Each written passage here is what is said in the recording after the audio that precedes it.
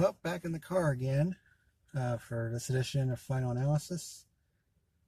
Truex finally won a short track race, and the Long Beach Grand Prix really kind of sucked.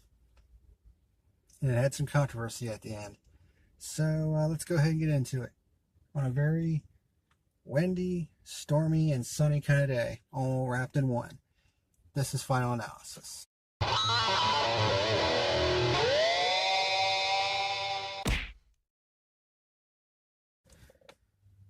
What's happening, ladies and germs? This is the PackerMan, and welcome to this week's edition of Final Analysis.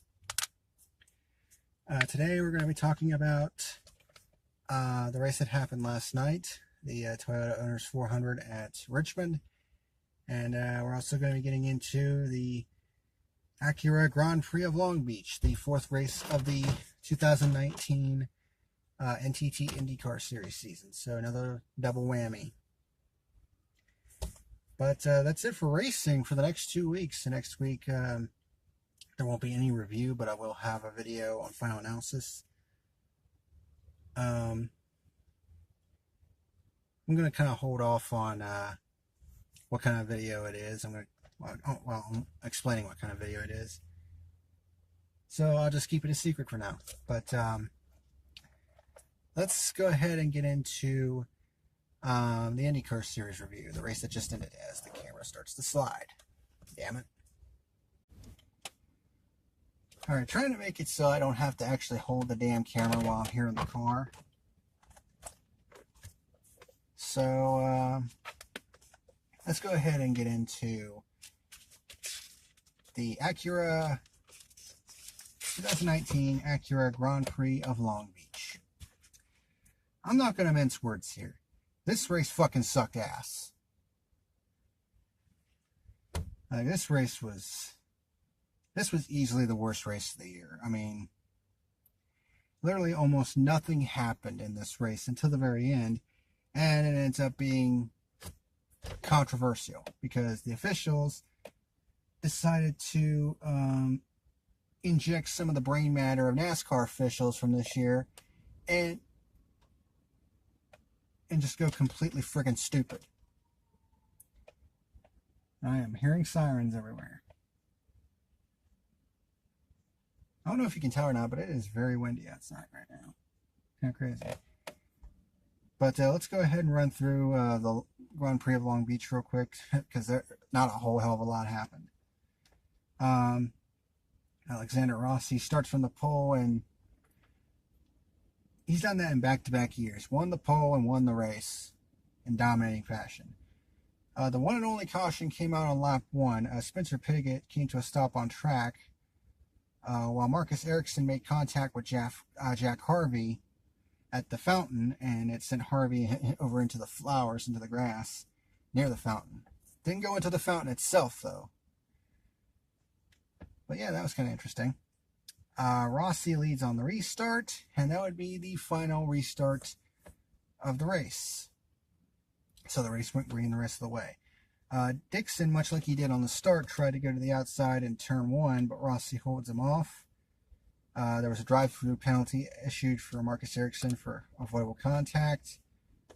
Herta made a great pass on Pato O'Ward at the fountain. They went side by side for a little bit, and then Herta made the pass. Tony Kanaan kicks off pit stops on lap 13, going for a 3-stopper. Rossi with a 5-second lead at the 1/4 mark of the race, and it would just get bigger from there. Hinchcliffe pit road on lap 25 kind of kicks off the round of pit stops for the 2-stop guys, including Rossi, who pits from the lead on lap 27. Santino Ferrucci goes off in the runoff at turn 1, eventually gets back going again.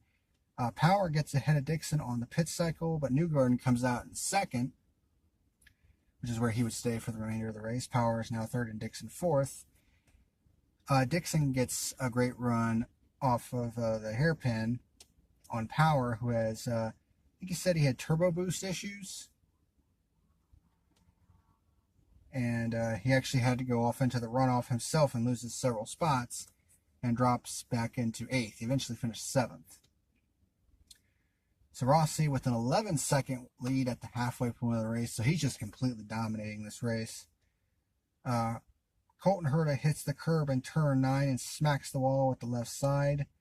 He was able to get it back to pit road, but both the left front and the left rear suspension was completely damaged. And that ended his day, which kind of sucks because, you know, this was his hometown race. Rossi pits from the lead on lap 57. Dixon actually has a fueling issue. They were trying to get the fueler into the fuel pickup, but it wasn't fueling the car for some reason. Eventually got it full of fuel, but it took 18.6 seconds when pit stops are typically around 6 to 7 seconds. So that was a very costly mistake for Dixon. Ray Hall is now third. Dixon goes back to fifth. And the battle for the final podium spot begins to heat up between Graham Rahal, Ryan Hunter-Reay, and Scott Dixon. Ryan Hunter-Reay has to go into fuel save mode near the end, so Dixon gets around him down the backstretch for fourth. Alexander Rossi ends up winning the Grand Prix of Long Beach by 20 seconds, leads 80 of the 85 laps, so completely dominating. But then here's where the controversial moment happens. We had a great battle for third between Scott Dixon and Graham Rahal. Coming out of turn number 8 and going down the backstretch, Rahal locks up the left front and releases the brake, and he immediately makes a move to the inside because the rule in IndyCar is you cannot block and you cannot move in reaction to someone else's movement behind you. But from the replays, it looked like Rahal was the first to move to the inside before Dixon. Yet the officials decided to call Rahal for blocking and gave Dixon third, even though Rahal beat Dixon back to the line, and it was pretty close. Because Dixon decided to bitch and fucking moan on the radio, Dixon was basically given third, and Rahal was relegated to fourth, even though it looked like Rahal made the first move. You can be proactive in your move, but you can't react, if that makes sense. So if Dixon was the first to move and Rahal reacts to that, then that would be considered blocking, in which case, then the call would make sense. But Rahal was the first to move and proactively, and then Dixon made his move. That should be allowed. And yet, for some stupid fucking reason, they decided to give it to Dixon.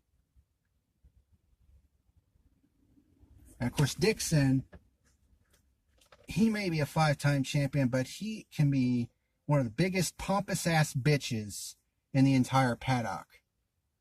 I mean, I remember him bitching about something that happened at Sonoma a couple years ago with one of Will Power's crew members. He hit the tire on one of Will Power's crew members when he was carrying it back. And Dixon was like, yeah, that was a dick move. And I was basically like, dude, shut the fuck up. You could have seriously injured that guy, and yet you're calling it a dick move. Stick it up your ass, Dixon. So apparently Dixon was completely bitching and moaning about Rahal's move on the radio, and he got the officials to go his way. So Dixon is officially back on my shit list once again. Fuck Scott Dixon. And fuck this race. I mean, this race was completely and utterly fucking trash. I mean, I don't know what the hell is going on with IndyCar this year, but the races this year have sucked ass. I mean, it's almost like NASCAR and IndyCar have swapped spots, where all of a sudden NASCAR is actually putting on the decent to solid quality races, and IndyCar has been sucking a big giant donkey dick. And then you got the officials blowing the damn call. It's like, what the hell is going on? Are we in the Twilight Zone or something?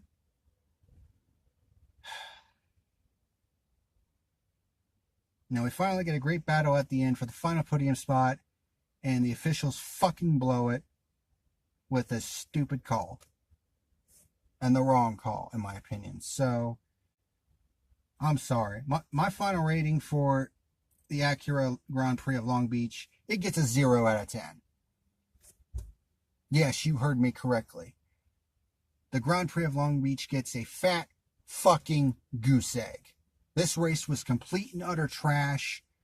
And what was potentially, the most interesting part of the race is completely fucking ruined by dumbass officiating. So no, I don't give a shit if it is IndyCar, and I don't give a shit if it is the Grand Prix of Long Beach. This was fucking trash. And that's not even mentioning the fact that we're 4 races into the IndyCar season. We've not had one fucking pure lead change this year. Not one.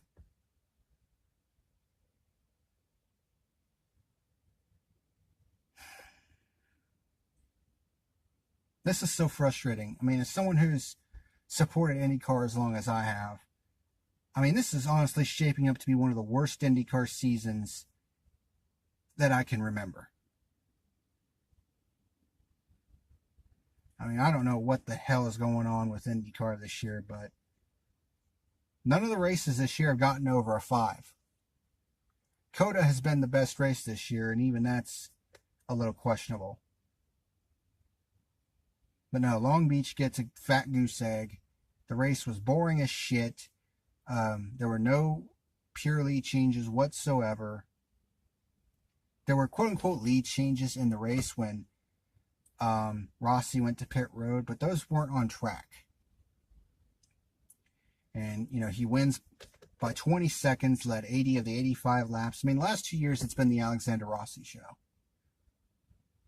And then, of course, the most interesting part of the race, this great battle for third between Dixon and Rahal. And I think, in my opinion, and I'm not a big Graham Rahal fan, even though he is an Ohioan. I'm not a big Graham Rahal fan. I'm not. Because there are times when he can be a pompous, arrogant ass himself. But, in my opinion, so because of that, because I don't like either Rahal or Dixon, it kind of gives me a little bit of a unique position where I can be a bit unbiased here. In my opinion, Rahal made a legal move to block. But the officials ruined it. So, and it was basically really the only interesting thing of the race. So, no, this race gets a fucking 0 out of 10. I'm sorry. I mean, the BS call, the blown call, whatever you want to call it, it completely ruined what was the most interesting part of the race. And the rest of the race was trash anyway. So, 0 out of 10 for the Acura Grand Prix of Long Beach this season. Which really sucks because I appreciate the history of the Grand Prix of Long Beach, but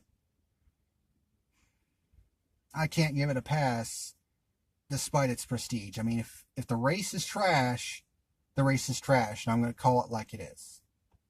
I know some IndyCar fans are probably not going to like that, but what else do you want me to say? I mean, if I tried to give IndyCar a pass, every single time out because it's IndyCar, and I appreciate it a bit more than NASCAR at times, then I wouldn't be completely honest with myself. At least with me, you get it like it is. There's no frills and there's no bullshit with me. It's straight to the truth, and I'm honest with my opinions. If I'm wrong, I'll admit it, and that's just the way it goes with me. So, no. Long Beach, 0 out of 10. Which also completely sucks because the IMSA race at Long Beach was fucking awesome. And then we get to the IndyCar race, and it's a complete, total fucking bore fest. And then we get a bullshit call at the end on top of that. So, 0 out of 10 for the Grand Prix of Long Beach. Which is the first time that's happened since the NOLA race a couple years ago. But this was just straight bad. I'm sorry. So now let's go ahead and get into the 2019 Toyota Owners 400 at Richmond race review. So 400 lap race. So the stages were 1 and 2 was 100 laps. Stage 3 is 200 laps. And honestly, the first half of this race felt a lot like the entirety of the Long Beach race. It was completely and totally boring as shit. But at least the second half really heated up, and we'll get to that in a minute. And at least in this case, there's no controversial BS. So Kevin Harvick starts from the pole. We had 8 drivers that had to go to the rear of the field for failing inspection. And those were Chase Elliott, Jimmy Johnson, Denny Hamlin, Daniel Suarez, Eric Jones, Eric Almirola, Matt Tifft, and Joey Gase. Damn. And because there were rains the night before and the morning before the race, there would be a competition caution at lap 40. Okay, so the race starts. Harvick leads lap number 1. Bubba Wallace nudged Alex Bowman out of the way. That was kind of funny.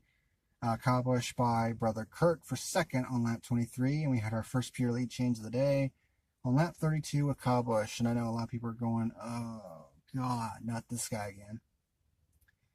And of course the first caution came out for the competition yellow, of course. Everyone pits for service, and Kyle Busch wins the race off pit road, so he leads on the restart. Chris Buescher actually passes Kevin Harvick for 4th at this point, and I'm like, what?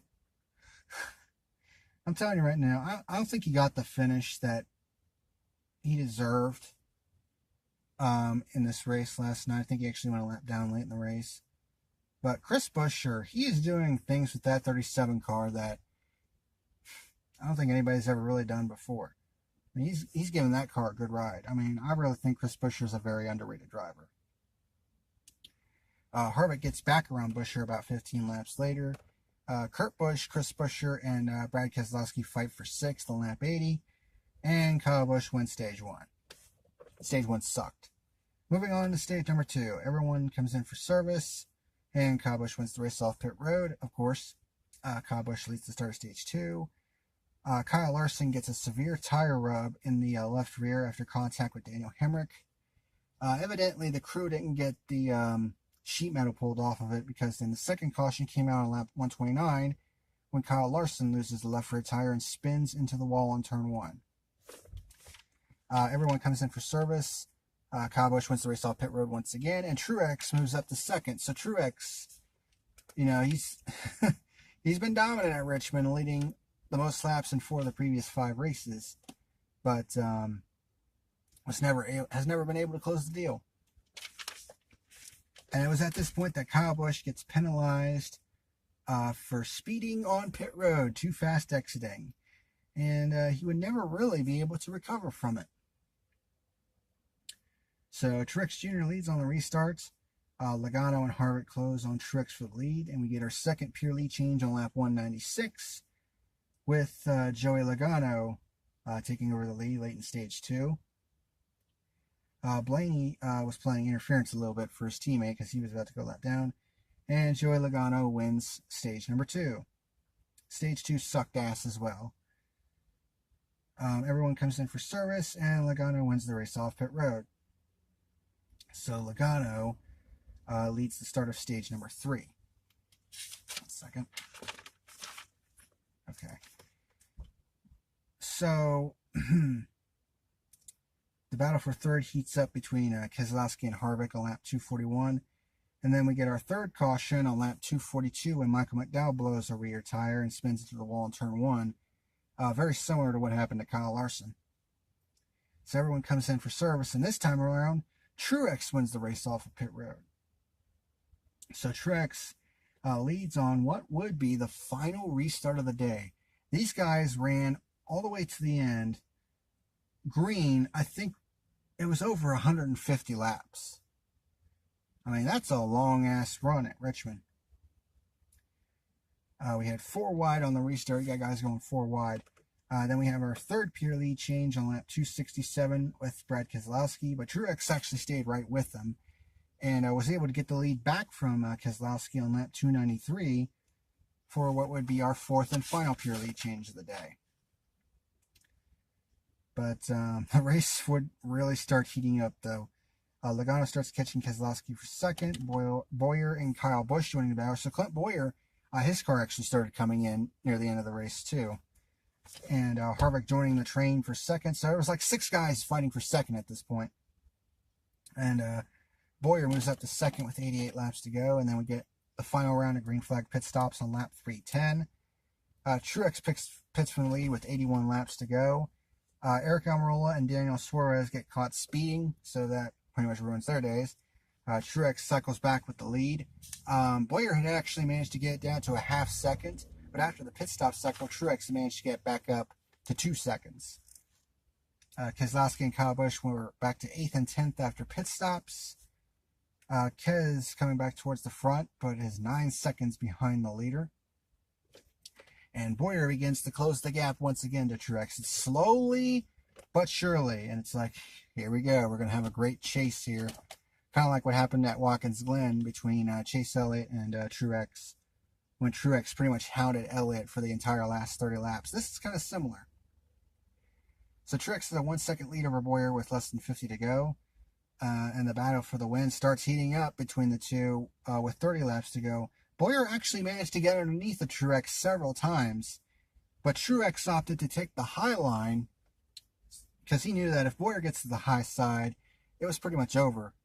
So Truex opted to go to the high side, and Bowyer got underneath him and actually got alongside him a couple of times, but was never able to complete the pass. And Truex was able to gap Bowyer once again. That allowed, this of course allowed Logano to catch back up to them, and they were right, and he was right there as well with 13 laps to go. And then you have Harvick closing in on all 3 of them. So it's 4 cars under a blanket with less than 10 laps to go. And this is in and amongst a lot of lap traffic as well. A lot of guys going a lap down or trying not to go a lap down at this point. And they were kind of intermingled with all the leaders. So with about 4 laps to go, Logano gets a run on the high side of Bowyer and actually takes over the second spot. So now we're in a position where we have an instant replay of Martinsville last year where Martin Truex was leading. But this time around, well, actually, it's a little bit opposite. Logano was leading, Truex was the one chasing, but was able to get by Logano clean, and then Logano basically, hit him from behind and basically tried to wreck the dude to win the race. Mike Joy basically said that Logano says that he races people how he is raced, which is a load of crap, because Truex raced him super clean at Martinsville, and then he gave him the bump and run. So that's a load of bullshit. But of course, coming from Logano, that's really not a surprise. So Logano is right on Truex's back bumper coming to the white flag. Truex opts to go to the inside in turns 1 and 2 while Logano goes up high. Logano looked like he was going to go high in turns 3 and 4, but Truex moved up the track to block that. Logano tried to cut it back to the inside off of 4, but couldn't get the power down, and Truex holds off Logano and Bowyer and Kevin Harvick to finally score his first career short track victory. His 20th career win, and his first with Joe Gibbs Racing. And there were a lot of people that were saying, oh, Truex is going to go winless in 2019. Yeah, that aged well. So, for those of you that say that, good job. You instantly fail. So, great job by Truex. I mean, holy crap. And that car, he even said himself that the car was going away there at the end. With about 40 laps to go, he could feel it start tightening up, and it was just plowing. So how he managed to hold off both Clint Bowyer and Joey Logano in those last 40 laps. I mean, if that doesn't tell you how good Truex is, then I don't know what the hell does. I mean, there are times when he gets credit for having a good car, but I don't think he gets enough credit for being able to drive it.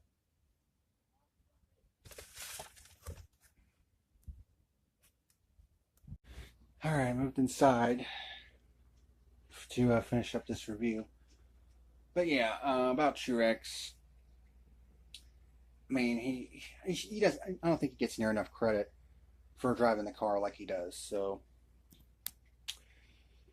but overall, the first half of this race sucked, but the second half of the race was pretty good. I mean, once they got that last run underway, that last 150 green flag lap run,